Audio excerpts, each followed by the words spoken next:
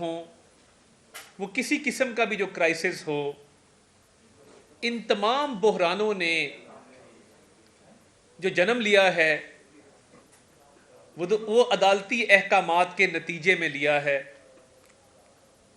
और अदालत की एक सियासी पार्टी के मामलात की तरफ से और उनके अदालत का एक झुकाव जो एक सियासी जमात की तरफ देखा जा सकता है, जो इकोनॉमिक क्राइसिस है या जो पॉलिटिकल क्राइसिस है, वो निज़ाम अदल को बाकायदा एक पॉलिटिकल पार्टी की फैसिलिटेशन और सहूलतकारी करने के लिए दाव पे लगा दिया गया है। ये बात सियासी पार्टियां करती तो शायद समझा जाता कि इनकी आपस की मुखालफत है, इनकी आपस की तकसीम है, और सियासी जमातें दूसरी सियासी जमात जिसके साथ मुखालफत है उस वजह से ये बातें कर रहे हैं। मगर ये बातें अब सियासी जमातें नहीं कर रही, ये बातें जजेस की तरफ से की जा रही हैं। और ये सिविल जज या सेशन जज के लेवल पे ये बातें नहीं आ रही, ये ऑनरेबल सुप्रीम कोर्ट के ऑनरेबल जजेस की तरफ से बातें की जा रही हैं। और ये अमर बड़ा अफसोसनाक है कि तकसीम इस हद तक है कि अभी तक इतना टाइम गुजर जाने के बावजूद एक फुल कोर्ट की मीटिंग नहीं कॉल हो सकी।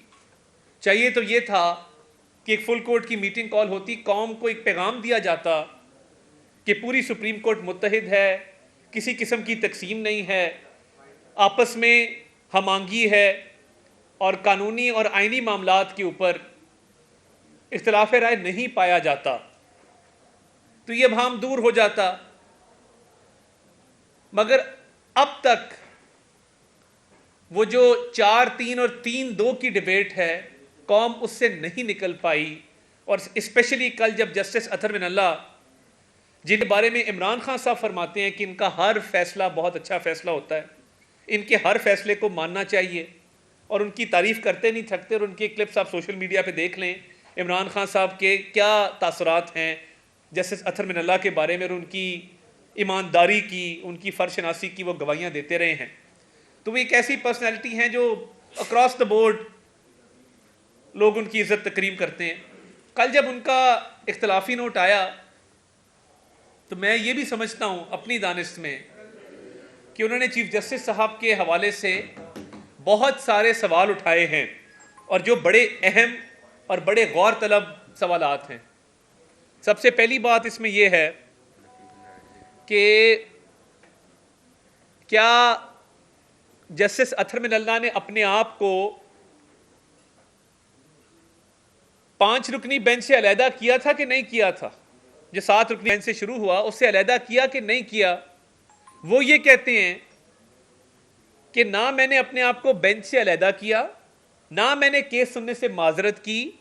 अब लगता यह है कि क्योंकि वो 4-3 का फैसला लग रहा था जिस तरफ बात जा रही है, तो अतहर मिनल्ला साहब को उस बेंच से आउट रखा गया। ये बहुत बड़ा इल्ज़ाम है, बहुत बड़ी चार्जशीट है जो कानूनी माहिरीन हैं इस पर अपनी राय दे रहे हैं कि जस्टिस अतहर मिनल्ला को उस बेंच से अलहदा किया गया बगैर किसी वजह के। बेंच एक दफ़ा कॉन्स्टिट्यूट हो जाए तो उसकी एक ही सूरत है कि या जज माजरत कर ले या कोई नया बेंच तश्कील दिया जाए। जब तक वो बेंच चलता रहेगा आप किसी जज को उससे डिसएसोसिएट नहीं कर सकते जब तक वो कानूनी लैंग्वेज में खुद रिक्यूज ना करे। अब ये बड़ी अजीब बात है कि उनको इस बेंच का हिस्सा क्यों नहीं बनाया गया। अब उन्होंने बहुत सारी बातें की हैं आर्टिकल 184(3) के हवाले से कि सुओ मोटो या ओरिजिनल जुरिस्डिक्शन कब एक्सरसाइज हो सकती है।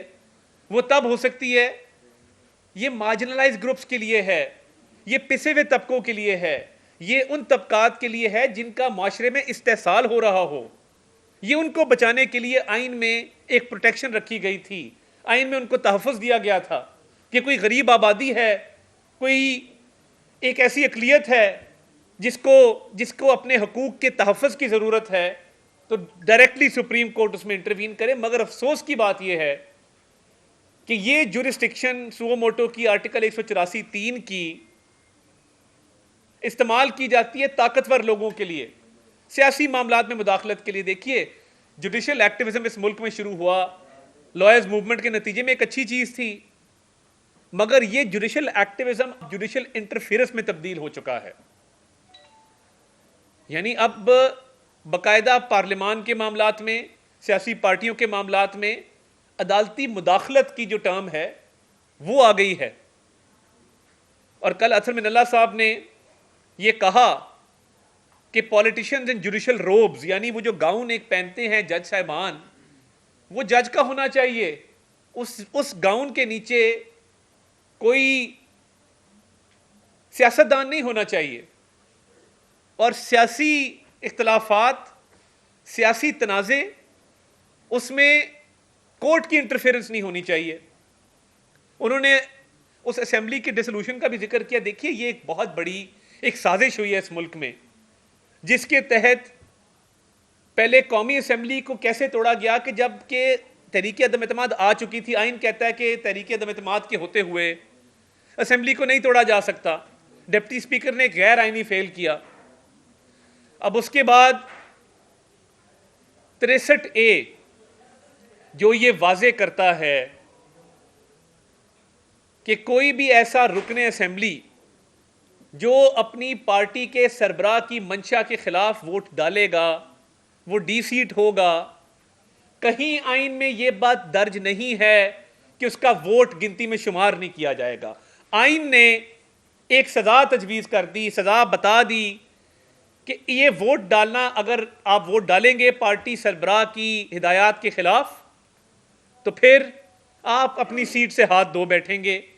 ये नहीं लिखा हुआ कि आपका वोट गिनती में शुमार नहीं किया जाएगा। ये कैसा गुनाह है कि ये गुनाह सरजद भी ना हो और उस गुनाह की सजा भी दे दी जाए, क्योंकि एक तासुर ये है कि एक सियासी जमात को इसका फायदा पहुंचाना मकसूद था। अब 63A में बड़ा क्लियर है, जितने भी खत लिखे गए कौमी और सूबाई असेंबली के मुनहरिफ अराकीन को, वो पार्टी के सेक्रेटरी जनरल की तरफ से लिखे गए। ऑन रिकॉर्ड में ये बात कर रहा हूं, मुझे गलत साबित कर दें। असद उमर ने वो खत लिखे। मुझे बता देना कि पंजाब की पार्लिमानी पार्टी का इजलास कब बुलाया गया या शो कॉज कब इशू किया है पार्लिमानी पार्टी के हेड ने, पार्लिमानी पार्टी ने। ये इमरान खान की सहूलतकारी हुई कि वो इतना लाडला है, चले उसकी चोरी चकारी पे कोर्टों का एक नरम व्यू है कि तोशाखाना का ट्रायल नहीं चलता, उसकी इदारों के खिलाफ हर्जा सराई पे एक नरम व्यू है कि कोई बात नहीं, ये फौज के इदारे को बुरा भला कहता है, कैंपेनें चलाता है, चले ठीक है, आपका एक नरम व्यू अदलिया का मान लिया। अदालतें एक सॉफ्ट कॉर्नर उसके हवाले से रखती हैं और उसकी सहूलतकारी जारी है, वो चोरी करे चकारी करे, मगर कम से कम उसके लाड में, उसके प्यार में आइन को दोबारा तो नहीं लिखना था। अपने हाथ जोड़ के आपसे गुजारिश है कि वो लाडला जरूर होगा कि उसकी चोरी डकैती, उसके मामलात को आप पसे पर्दा डाल दें, मगर इतना लाडला तो नहीं था कि एक मुकद्दस किताब है आइन की, उसको इस लाडले की खातिर आपने दोबारा असर नौ लिखा ताकि उसकी पंजाब में हुकूमत कायम हो सके। और हमने होते देखा, ये कोई बफरूजे की बात नहीं है। आपने कहा कि पार्लिमानी पार्टी का हेड जो है वो फैसला करेगा, उसकी भी हिदायत नहीं। आपने हमारे लोगों को डी-सीट भी किया और उनके वोट भी गिनती में शुमार नहीं किए। बता दें आइन में कहां लिखा है कि वोट गिनती में शुमार नहीं होंगे। ये इतना बड़ा जुल्म है, ये इतनी बड़ी ज्यादती है कि ये शायद पाकिस्तान की तारीख में कभी नहीं हुई। ये एक, जिस तरह जुल्फिकार अली भुट्टो साहब का जुडिशल मर्डर था और वो 4 अप्रैल को आपने देखा कि उसी दिन अदालत ने ये ऑर्डर भी दिया, तो जब ये तारीख लिखी जाएगी और स्याह बाब लिखे जाएंगे अदलिया के किरदार के, उसमें ये आइन को असर नौ लिखना भी लिखा जाएगा। और इस पे बात नहीं रुकी। फिर जब चौधरी शुजात साहब की चिट्ठी आती है और वो बतौर पार्टी हेड अपने अराकीन को कहते हैं कि आप लोगों ने हमजा शहबाज को वोट डालना है, तो आइन दोबारा लिखा जाता है और कहा जाता है नहीं, ये पार्लिमानी पार्टी डिसाइड करेगी, पार्टी हेड डिक्टेटर होता है। अगर पार्टी हेड डिक्टेटर होता है तो फिर लोग ये कह रहे हैं कि चीफ जस्टिस क्या होता है। रूल्स ये कहते हैं कि he is one among equals, यानी वो बहुत सारे लोगों में बराबरी की सतह में एक शख्स है। सीनियरिटी की वजह से उसको चीफ जस्टिस का ओहदा दिया जाता है। इसका यह मतलब नहीं है कि वो मादर पिदर आज़ाद है कि मर्जी के बेंचेस बनाए, किसी से मशवरा ना करे, कोर्ट को तकसीम करें और आइन को असर नौ किसी एक पॉलिटिकल पार्टी की सहूलतकारी में लिखें। यह मुमकिन नहीं है। आइन को 2 दफा आपने रीराइट कर दिया और पंजाब में हुकूमत बना दी। आज जो इलेक्शन पे आप फैसला कर रहे हैं और यकतरफा फैसला कर रहे हैं, इलेक्शन से हम अल्लाह का शुक्र है ना भागने वाले थे ना भागेंगे। हमारी तो मरियम नवाज शरीफ साहिबा खुडिया में इतना बड़ा जलसा कर लेती हैं जो आप मीनार पाकिस्तान में नहीं कर पाए थे, और हमारा अवामी राब्ता मुहिम भी जारी है, तंजीम के हवाले से भी मामला जारी हैं। तो इलेक्शन की तो नौबत ही ना आती है। असेंबली तोड़ने की नौबत तो तब आई जब तहरीके इंसाफ को यह हुकूमत दी गई। और मुझे ये लगता है कि कहीं ना कहीं कुछ साजबाज ऐसी है कि जिद है कि अपने होते हुए इलेक्शन करवाने। भाई क्यों? पहले 63A आप दोबारा लिखते हैं, आइन की तशरीह गलत करके आइन को असर न लिखा जाता है, पीटीआई की हुकूमत कायम की जाती है, उनको हुकूमत तोड़ने का मौका दिया जाता है। हुकूमत तोड़ने के बाद उनकी मर्जी की डेट पे इलेक्शन के ऑर्डर पास किए जाते हैं। जज पे जज कह रहा है कि सर आपने प्रोसीजर फॉलो नहीं किया, आपकी जुरिस्डिक्शन नहीं बनती, हाई कोर्ट को फैसला करने दें, आप गलत कर रहे हैं। एक के बाद एक जज बेंच से उठता गया, मगर 3 रुकनी बेंच जिद पे अड़ा था कि हमने इमरान खान की मर्जी के इलेक्शन की डेट देनी है। तो ये कोई एक वाकया नहीं है, ये पूरी फहरिस्त है एक वाकयात की कि किस तरह एक पॉलिटिकल पार्टी की सहूलतकारी की गई और एक पॉलिटिकल पार्टी को फायदा देने के लिए आइन को तब्दील करके और आइन को तब्दील करने के बाद एक जुडिशल ऑर्डर उसके हक में दिए गए। तो मेरा तो ये मुतालबा है बड़ा क्लियर कि इन सारे मामलात को देखते हुए चीफ जस्टिस ऑफ पाकिस्तान को फिलफौर मुस्ताफी हो जाना चाहिए।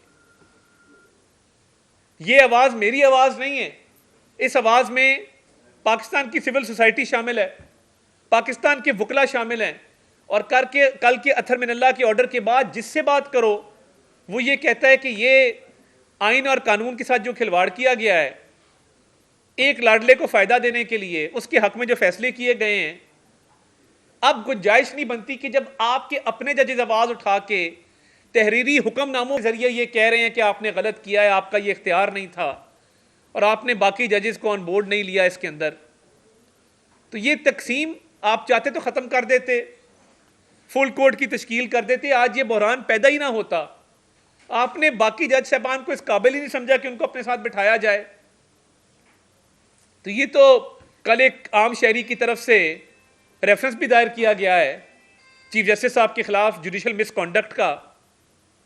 जजेस का जो कोड ऑफ कॉन्डक्ट है बड़ा क्लियर है कि जज जो है वो जानिबदार नहीं होगा, जज जो है वो गैर मुनसिफाना फैसले नहीं करेगा, जज का किसी एक सियासी जमात की तरफ झुकाव नजर नहीं आना चाहिए, जज को इन सारी चीजों से मुबारा होना चाहिए। जब आप अपने जजेस को साथ से हटा देंगे बेंच से और आइन और कानून के मुनाफी फैसले कर देंगे, तो फिर तो देखिए अब ये सारी बात खुल के सामने आ गई है जुडिशल ऑर्डर्स के जरिए। तो आपको क्यों मुस्ताफी नहीं होना चाहिए? बिल्कुल होना चाहिए। कल वजीर इत्तलात मरियम औरंगजेब साहबा ने मुतालबा किया, मैं इस मुतालबे को दोहराना चाहता हूं, ये अवाम की आवाज़ है कि आप मुस्ताफ़ी हों। और जो कल रेफरेंस किसी ने दायर किया है मज़ाहिर अली अकबर नकवी का, आज तक रेफरेंस नहीं लगा, आपने फिर काजी फाजीसा के ऑर्डर की नफ़ी करने वाले 6 मेंबर बेंच में उनको बिठाया, ये मैसेज देने के लिए कि ये करप्ट है, इसके बच्चे इसके फ्रंटमैन हैं। एक इसने जो लाहौर में घर 40 करोड़ का 10 करोड़ में खरीदा है, अरबों की इसकी बेनामी प्रॉपर्टी है, मगर क्योंकि ये मेरी ग्रुपिंग में शामिल है मैं इसको साथ बिठाऊंगा। ये भी मिसकॉन्डक्ट है कि आपने उसको 6 रुकनी बेंच में शामिल किया बावजूद इस बात के कि करप्शन के इल्जामात लगे हुए हैं, करप्शन सबूत आ गए हैं। एक नहीं 6 रेफरेंसेस बार काउंसिल्स की तरफ से, शहरियों की तरफ से, मियां दाऊद नामी एक वकील है उसकी तरफ से, वो पेंडिंग है, उसको टेकअप ही नहीं किया जा रहा। हमारे केसेस लगते हैं लाइटनिंग स्पीड से, यूं जिसमें हमें सजा देनी हो, जिसमें हमें दीवार के साथ लगाना हो, वो घंटों में केसेस डिसाइड होते हैं। मगर जब अपनी बारी आती है, अपने साथ बिठाए हुए लोगों की बारी आती है, तो 6-6 महीने वो केस लगता ही नहीं है, क्योंकि सहूलतकारी है, साजबाज है, मिली भगत है। कहां गई वो ऑडियो मज़ाहिर नकवी की जिसमें वो बात कर रहे हैं परवेज इलाही साहब से? कहां गया वो मोहम्मद खान भट्टी का बयान जिसमें वो बार बार कह रहा है कि इसके बच्चे फ्रंटमैन हैं, हम इनको पैसे भी देते रहे हैं, इनके काम भी करते रहे हैं और इन रिटर्न वो हमारे हक में फैसले करवाते रहे हैं? इसका कोई जवाब है या ये रेफरेंस नहीं लगेंगे? मुल्क की जुडिशल तारीख में लोग ये कह रहे हैं और ये तासुर भी है कि सुप्रीम कोर्ट का इदारा इतना मुतनाज़ा कभी नहीं हुआ जितना अब हो गया है। और यही वो जो पार्टी हेड को डिक्टेटर कहा था, वही फर्द वाहिद जो वन मैन शो, मैं तो नहीं कह रहा, वन मैन शो एक जुडिशल ऑर्डर में मंसूर अली शाह साहब ने लिखा है कि वन मैन शो है। वन मैन शो का क्या मतलब है कि एक डिक्टेटोरियल माइंडसेट है, एक सोच जो है वो इज्तिमाइयत पे मबनी नहीं है, इनफरादियत पे मबनी है, और इनफरादियत जुड़ी है अपने मफाद से और एक सियासी जमात के मफादात से। क्या ये जायज़ है? क्या ये आइन के ताबे है, कानून के ताबे है? ये बात ये नहीं है। एक लाडले की सहूलतकारी में उसके तमाम गुनाह माफ किए, चले मान लिया, बोझल दिल से मान लिया, उसके लिए आइन दोबारा लिख दिया, उसको तहफ़्फ़ुज़ करने वाले जजेस के खिलाफ रेफरेंस फिक्स नहीं होते हैं। एक के बाद एक जुडिशल ऑर्डर आपके खिलाफ एक चार्जशीट आ रही है। ये चार्जशीट है जो आपके ब्रदर जजेस आपके बारे में लिख रहे हैं, और ये मामला प्रोसीजर का है कि 184(3) कब एक्साइज होनी थी गुलाम महमूद डोगर के केस में बुला के चीफ इलेक्शन कमिश्नर को खड़ा कर दें। ये इसी तरह के बकरी चोरी का मुकदमा कर दें किसी सियासतदान पे और उसमें उस पर और चोरियां डाल दें। मुकदमा गुलाम महमूद डोगर की ट्रांसफर का है, 2 जज कह रहे हैं कि इलेक्शन टाइम पे होना चाहिए, हमारा ख्याल है। भाई मामला कुछ और है, बात कुछ और आप कर रहे हैं। आजकल तो चले रोजा लग जाता है, लोग कहते हैं कि रोजा लग जाता है लोगों का, उस दिन तब तो रोजे भी नहीं थे। तो ये मामलात बड़े संगीन है, आपको अपना हाउस इन ऑर्डर करना होगा बाकी मामलात को आगे चलाने के लिए, वरना आपके किस हुक्म को कौन मानेगा और क्यों मानेगा? जब इतने सवालिया निशान आप लगा देंगे अपने इदारे के ऊपर। हमें इस इदारे का एहतराम है, उसकी साख मुतासर हो रही है, हम दुखी हैं। उस इदारे को बचाइए, उसकी साख को बचाइए, अदल के निज़ाम को बचाइए, सहूलतकारी बंद करें एक लाडले की, और अपने साथ बैठे एक शख्स जिसके खिलाफ रेफरेंस आ चुका उसको लगाएं। किसी शहरी ने बड़ी हिम्मत की जिसने आपके खिलाफ रेफरेंस दे दिया मिसकॉन्डक्ट का, वो भी फिक्स जरूर हो, मगर इसका तो पहले साजबाज लें कि इसने क्या करप्शन की है और ये ट्रक क्या था और वो ऑडियोज क्या थी। कोई तहकीकात नहीं हुई, सिर्फ ग्रुपिंग की वजह से उसको साथ बिठा के एक ऑर्डर को उड़ा के मार दिया। इसका मतलब कि आपका पहले सर्कुलर गलत था, आपने गलत सर्कुलर जारी किया था, आपको जुडिशल ऑर्डर पास करके उसको जस्टिफाई करना पड़ा, और 6 जज जो आपने अपनी मर्जी से बिठाए उस पर मैं आप क्या कहूं, और वो क्यों बिठाए और 5 मिनट में उसको क्यों उड़ाया? क्योंकि आप अपनी ग्रुपिंग को तकवीत देना चाहते थे, जिससे इदारे की साख मजीद मुतासर हुई है। तो इसलिए इस्तीफे का मुतालबा है, और ये सहूलतकारी अगर बंद नहीं होगी तो फिर हमें भी अपना इकलाए अमल का ऐलान करना पड़ेगा। नहीं इस्तीफा देते हैं तो फिर क्या करेंगे आप? जानते हैं आइन का आर्टिकल 68 ये कहता है कि जज का जो कंडक्ट है, जज की जो भी प्रोसीडिंग है अदालत की, वो पार्लियामेंट के अंदर जेर बहस नहीं आ सकती जी। लेकिन जो कुछ हमने सुप्रीम कोर्ट में कौमी असम्बली के अंदर देखा, क्या वो सब कुछ आईनी था? देखिए, हम तो बड़ा क्लियर है इस मामले में। आर्टिकल 209 भी मौजूद है ना, जिसके तहत रेफरेंस दायर हो सकता है। अब जज के कॉन्डक्ट की तो असेंबली में बात हुई, जो करारदाद मंजूर की गई है वो उन जजेस का 4-3 के फैसले पे एक बहस छेड़ी गई है कि फैसला 4-3 का अनाउंस 3-2 का होता है, और उसके बाद जो मामला चले हैं तो हम तो उसकी बात कर रहे हैं जो जुडिशल ऑर्डर्स हैं। मंसूर अली शाह साहब का ऑर्डर है, याया अफरीदी साहब का ऑर्डर है, जमाल खान मंदोखेल साहब का ऑर्डर है, अथर मिनल्ला साहब का ऑर्डर है। तो ये 4 सुप्रीम कोर्ट के जजेस के ऑर्डर हैं जिस पे ये सारी बहस मबनी है। ये अगर शायद ऑर्डर ना होते तो ये पार्लियामेंट में बहस ना हो रही होती, क्योंकि वो एक पब्लिक डॉक्यूमेंट है, पब्लिक प्रॉपर्टी है, पब्लिक डोमेन में आ चुका है। तो ये सारी बहस उन जुडिशल ऑर्डर्स की मौजूदगी में जो है वो हो रही है। वो एक मौलाना जफर अली खान साहब का शेर है कि हैं अजब रविश की अदालतें और निराले ही ढबके हैं फैसले, ना नज़ीर है ना वकील है ना अपील है। अच्छा तासम ये बताइएगा कि जो सूरत हाल इस वक्त है, डेडलॉक पैदा हो गया है पंजाब के अंदर भी, और 14 मई तारीख दे दी गई है इलेक्शन की। तो अब इलेक्शन के लिए विभागीय हुकूमत पैसे देगी और पंजाब हुकूमत के साथ चलेगी, या इलेक्शन अब 8 अक्टूबर को? देखिए, बात यह है, इस मुल्क में अलहदा इलेक्शंस की गुंजाइश है नहीं। इसीलिए तारीख में कभी भी अलहदा इलेक्शन नहीं हुए, क्योंकि केयर टेकर गवर्नमेंट्स का एक कॉन्सेप्ट है। वो केयर टेकर गवर्नमेंट्स का कॉन्सेप्ट इसलिए है कि किसी भी एक पॉलिटिकल पार्टी को कोई फ़ायदा ना हो उसकी हुकूमत की वजह से, वो चाहे वफाक में हो चाहे सूबे में हो। अब जब हमारी वफाक में हुकूमत है या किसी हमारी आ जाती है, किसी की भी आती है पंजाब में, तो क्या पंजाब वाली गवर्नमेंट जो 55% आपकी आबादी का है वो सिंध, बलोचिस्तान, खैबर पख्तूनख्वा और कौमी असम्बली के इलेक्शनों पे असरअंदाज नहीं होंगे? क्या शफाफ साफ इलेक्शन, ट्रांसपेरेंट इलेक्शन मुमकिन हो सकेंगे एक इलेक्शन पहले कराने से? और अब्बास साहब मुझे ये बताएं, पंजाब ही क्यों, खैबर पख्तूनख्वा नजर नहीं आया था? यानी जब फैसला देने पे आए तब पंजाब में इलेक्शन का फैसला दे दिया। ये अगर दोनों इलेक्शन इकट्ठे का ऑर्डर दे देते ना, एक अभाम थोड़ा पैदा हो जाता है कि शायद ये सहूलतकारी और मिली भगत नहीं है। पंजाब का इलेक्शन अनाउंस करके कोर्ट ने ये बता दिया है कि वो तरीके इंसाफ की बी टीम है।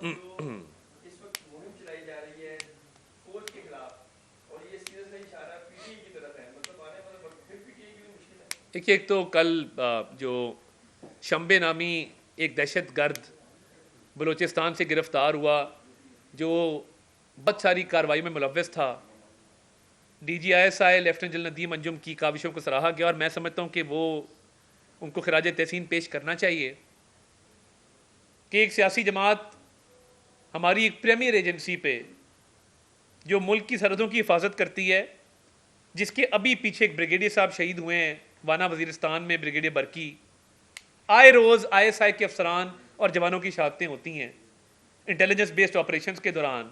एक बहुत बड़ा कारनामा सर अंजाम दिया है।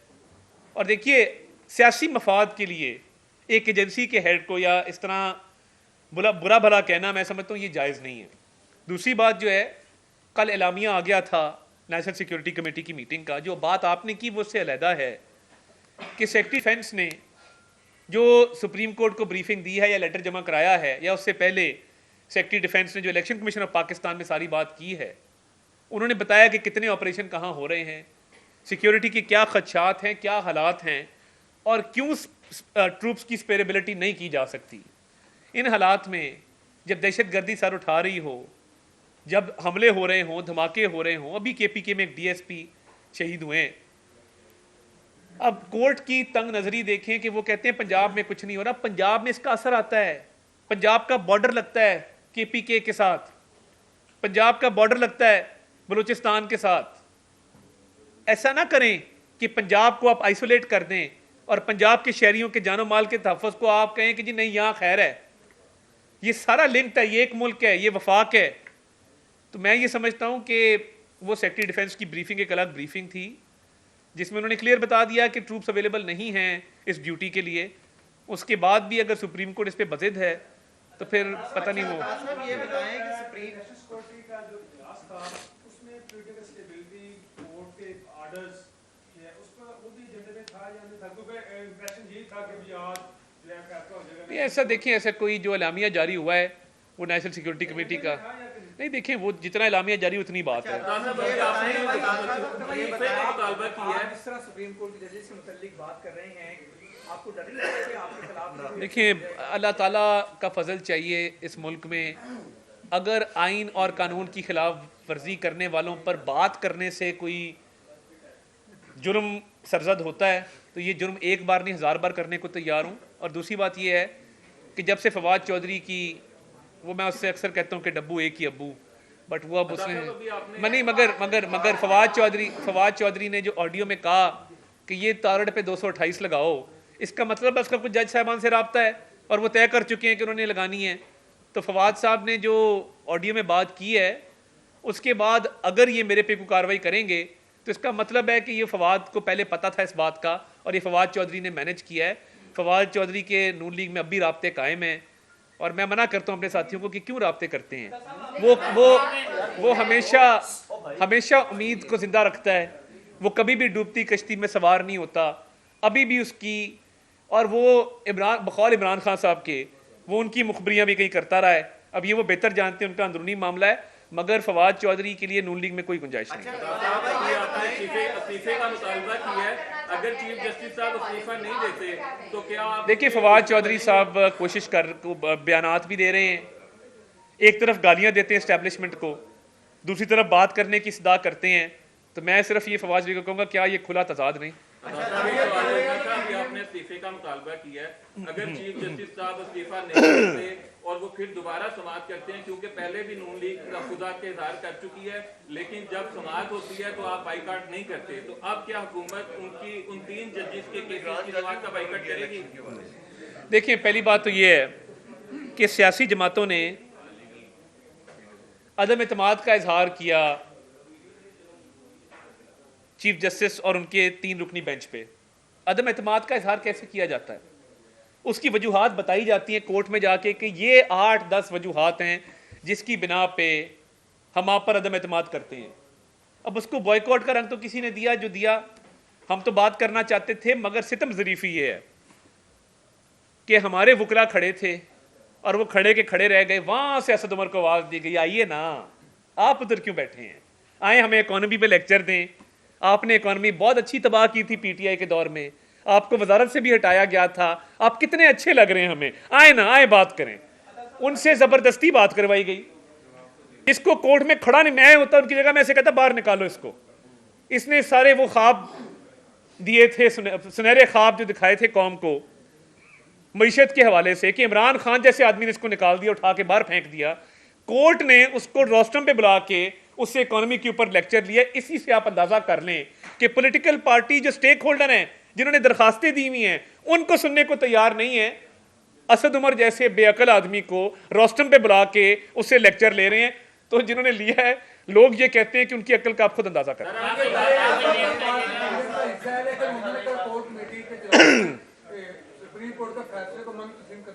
नहीं देखिए, जो हुकूमती इत्तेहाद है पीपल्स पार्टी उसका हिस्सा है और वो खुल के अपनी राय का इजहार करते हैं हर मौके पे, तो वो हुकूमत के तमाम फैसलों के साथ हैं। और इस बात की यकीन दहानी सदर आसिफ अली जरदारी साहब ने और चेयरमैन बिलावल भुट्टो जरदारी साहब ने बरबला कराई है। तो मैं नहीं समझता कि कोई ऐसी तकसीम है, वो हर मामले में हमारे साथ ये पीटीआई आपकी जो कबीना के खिलाफ पिटीशन लेके अदालत में जा रही है, आप कह रहे हैं कि अदालत का झुकाव उनकी तरफ है। अगर वो कबीना को नाहिल करती या तहीने अदालत लगा देती है तो फिर क्या? नहीं, कबीना ने नहीं, देखिए कबीना ने क्या तौहीन की है या कबीना ने क्या ऐसा कदम उठाया कि तौहीन अदालत लग जाएगी? देखिए बिल्कुल ये रेजोल्यूशन पार्लियामेंट का है, तो पार्लियामेंट को कर दें, बुलाएं पूरी पार्लियामेंट को, पार्लियामान के इदारे को बुला लें। पार्लियामान का इदारा भी एक मुकद्दम मोहतरम और एक सुप्रीम इदारा है। हमारी पार्लियामेंट्री डेमोक्रेसी है, पार्लियामेंट्री सॉवरेंटी है, पार्लियामेंट एक सुप्रीम इदारा है। अगर उसने एक रेजोल्यूशन पास की है तो ये आर्टिकल 69 आपने पढ़ा होगा कि वो भी फायर वॉल है। अब पार्लियामान के मामले में भी मुदाखलत नहीं अदालत कर सकती। तो ये रेजोल्यूशन अपनी जगह कायम है। ये काबीना का रेजोल्यूशन नहीं है, ये रेजोल्यूशन पार्लियामान का रेजोल्यूशन है, मुकन्नना का रेजोल्यूशन है।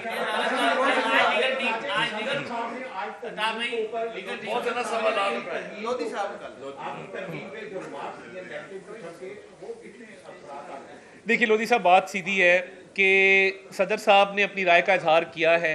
आइन सदर को पाबंद करता है कि वो 10 दिनों के बाद बिल को वापस भेजेंगे फॉर रिकंसिडरेशन। उन्होंने लिख दिया कि मैंने पार्लियामान को ये वापस भिजवा दिया। पार्लियामान और हुकूमत उनके उन तहफ़्फ़ुज़ात से इत्तेफाक नहीं करते और इंशाअल्लाह इस बिल को जॉइंट सिटिंग में ले किया जाएगा परसों, क्योंकि 10 दिनों बाद इसने ले होना है। तो सदर साहब ने ये बात जब लिख दी कि इसको पार्लियामान दोबारा से इस पर नज़रसानी करे, तो पार्लियामान नज़रसानी कर लेगा और पार्लियामान की दानिश्त में और जो हमारी हुकूमती इत्तेहाद है उसकी दानिश्त में सदर पाकिस्तान ने जितने निकात लिखे हैं उनमें कोई वज़न नहीं है। और क्योंकि उनका वज़न नहीं है इसलिए उनको खातिर में ना लाते हुए इसको पार्लियामान इंशाल्लाह अक्सरियत राय से मंजूर करेगा। दो क्वेश्चन हो गए जज साहब हो गया कोर्ट में समाअत के दौरान जी। चीफ जस्टिस साहब ने एक सीनियर वकील शेख इकराम साहब के बारे में ये उनको कहा कि क्या आप हमारे सामने दलाइल देना चाहते हैं, और उसके बाद उन्होंने कहा कि शायद आपने बाइकआउट किया था लेकिन आप दलाइल आप देना चाहते, तो आपकी रस्सी आपके मुवक्किल ने एक सीनियर वकील के बारे में क्या चीफ जस्टिस साहब इस तरह की ज़बान इस्तेमाल कर सकते हैं कि आपकी रस्सी? शेख अकरम साहब का 50 साल का यानी निस्फ सदी का एक तजर्बा है इन कोर्टों के अंदर। सीनियर तरीन वकील हैं, हमारे वकील के तौर पे ना सही, एक बाय राइट उनका राइट बनता था कि उनको सुना जाता, मगर तासुर ये है और लोग ये कहते हैं कि तरीके इंसाफ की सहूलतकारी में इंसाफ इतना अंधा हो गया था कि उनको ऐसे वकील भी नजर नहीं आया और लंबा तिरंगा एक शख्स नजर आ गया असद उमर, क्योंकि उसका कद लंबा था तो उसको बुला के उससे ब्रीफिंग ले ली गई। Last question, last question. तहलील हो जाती हैं आइन के मुताबिक 90 रोज का टाइम होता है, और इस दफा ये जो 2 सूबों में असम्बलियां तहलील हुई हैं, 90 रोज के अंदर इलेक्शन होना जरूरी था आइन के मुताबिक। अगर जैसे ये रीत इस दफा बनाई जा रही है कि इलेक्शन जो असम्बलियां तहलील होने के 90 रोज के अंदर नहीं होगा, तो आने वाले वक्त में कोई और भी हुकूमत ऐसे कर सकती है, तो इसको आप कैसे देखते हैं? इसको मैं ऐसे देखता हूँ कि आइन का खिलवाड़ शुरू हुआ है कि जब तरीके इंसाफ पंजाब की हुकूमत सुप्रीम कोर्ट ने प्लेट में रख के दी 63A की गलत तशरीह करके, नंबर 1। नंबर 2 ये कि मंसूबा ये था कि मुझे ये लगता है कि चीफ जस्टिस साहब अपनी निगरानी में इलेक्शन करवाना चाहते हैं, सितंबर से पहले कराना चाहते हैं और इमरान खान की सहूलतकारी करना चाहते हैं। आपने सवाल किया, मैंने बात खोल दी। तो ये 90 दिन वाली शिक तब कहाँ थी जब आप आइन को रीराइट करके एक पॉलिटिकल पार्टी की हुकूमत कायम कर रहे थे।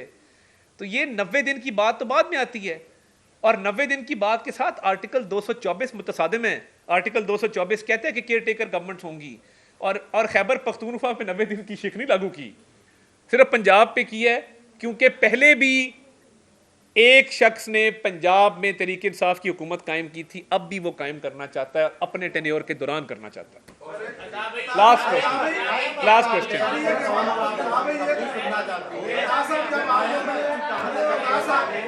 बहुत बुरा हाल है। देखिए, वो ऑब्वियसली इस पे काम हो रहा है और वज़ीर आज़म साहब का पूरा फोकस है, और इंशाल्लाह आने वाले दिनों में हालात भी बेहतर होंगे और आम आदमी की ज़िंदगी में बेहतरी लाने के लिए जो इक़दाम कर सकें वो करेंगे।